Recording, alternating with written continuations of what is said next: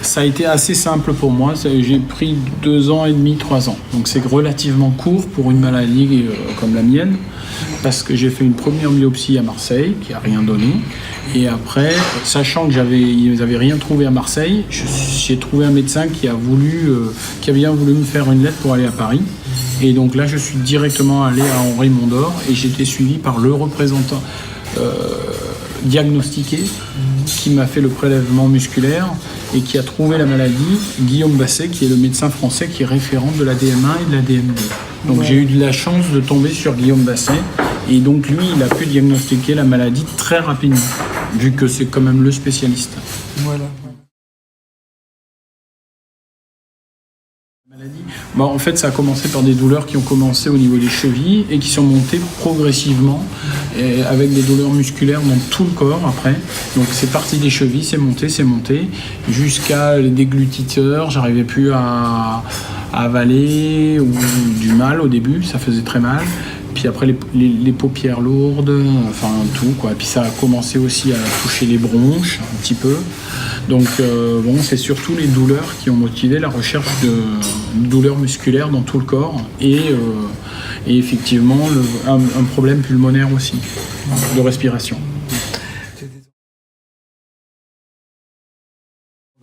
Pas trop parce que j'ai pas trop de signes visibles et j'essaye de pas trop le montrer.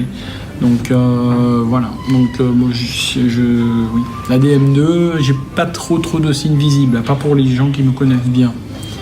Mais bon, pour les gens qui connaissent bien, c'est moins visible. Mais c'est difficile. Le regard face à la maladie est difficile dans tous les cas. Parce que déjà de vivre et de se dire on a une reconnaissance de travailleur handicapé et de se dire on est un peu assisté, on n'est plus comme les autres, c'est difficile. Donc après le regard des autres est encore plus pesant. Voilà. Mais ça je pense que c'est tout le monde qui ressent ça. Donc ils sont mineurs donc en France, comme ils sont mineurs et comme c'est une DM2, que c'est une maladie beaucoup moins violente que la DM1 et qui se déclenche très tardivement, il n'y a pas de raison de chercher avant qu'ils soient majeurs. Et comme ils sont mineurs, il n'y a pas de raison d'aller chercher la DM1. Il peut y avoir des formes congénitales graves qui vont motiver le fait de pouvoir diagnostiquer très tôt. Mais dans la DM2, comme c'est une maladie qui se déclenche en général autour de 35-40 ans, il n'y a pas besoin de diagnostiquer la maladie avant.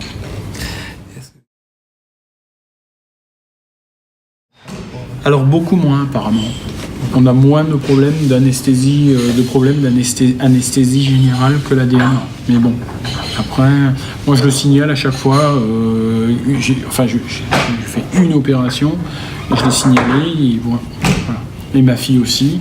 Bon, il n'y a pas eu de problème particulier. Je pense que les anesthésistes ont cherché, mais il n'y a pas apparemment de gros problèmes d'anesthésie avec la DM2. Ouais. Est-ce que tu as des médicaments?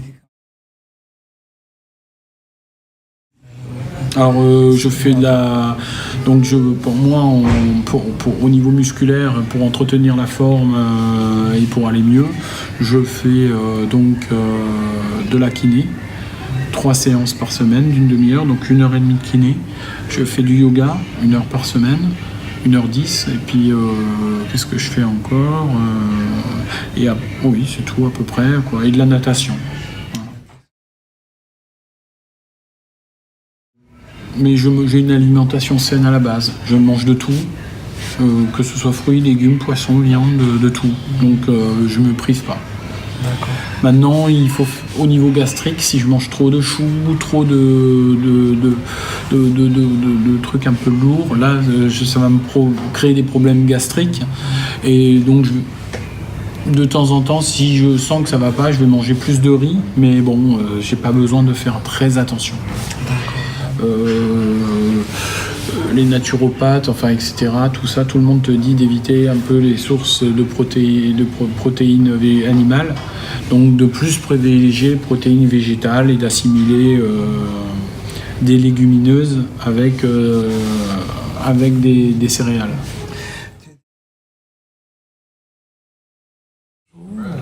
Alors, je tolère pas trop les extrêmes. Donc, je n'aime pas le froid, pas trop.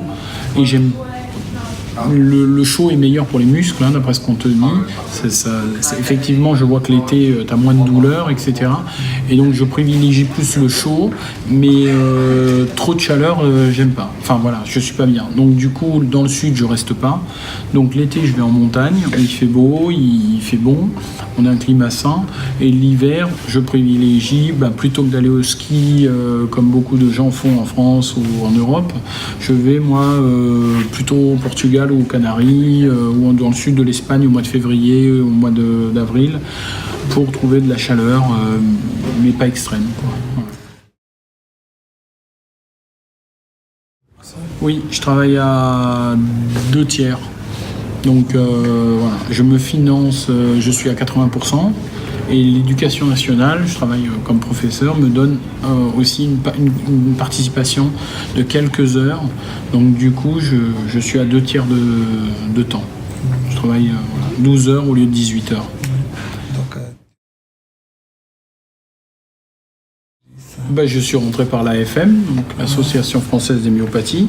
Et après, par l'AFM, j'ai été contacté par le GIS, donc le groupe d'intérêt Steiner, pour représenter la DM2, parce que j'ai une DM2 et pas une DM1. Donc pour représenter la DM2 en France, comme c'est une maladie très rare au niveau français, c'est moi qui représente. Donc, oui, ça prend beaucoup de temps parce que j'ai la délégation et j'ai aussi le GIS. Bon, après, dans le GIS, je suis moins actif que beaucoup que toi ou que Alain, mais voilà, beaucoup moins. Mais voilà, mais parce que je travaille et parce que voilà, et j'ai la délégation aussi. Donc puis bon, le Téléthon aussi, les organisations de Téléthon. Donc,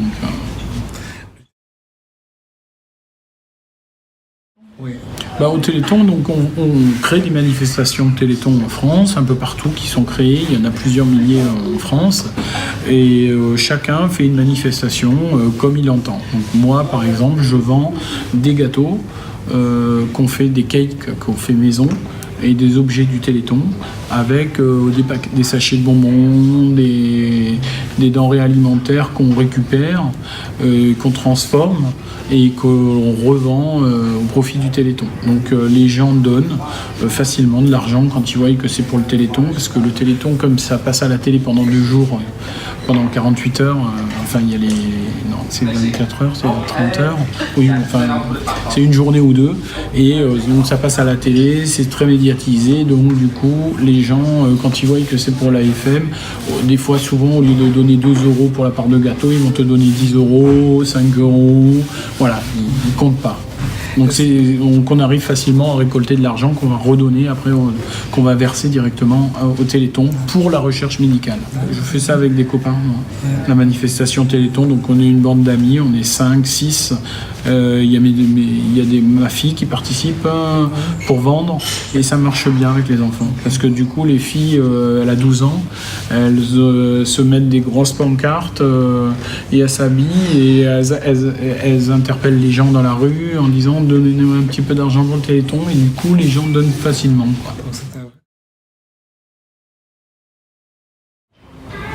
De guérir, d'inverser la machine et de faire qu'au lieu de se détruire, on gagne et qu'on essaie, qu'un médicament ou quelque chose nous aide à nous reconstruire et à redevenir comme on devrait l'être.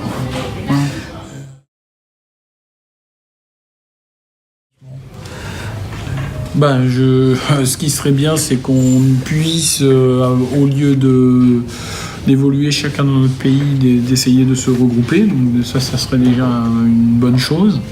Et d'essayer de trouver ensemble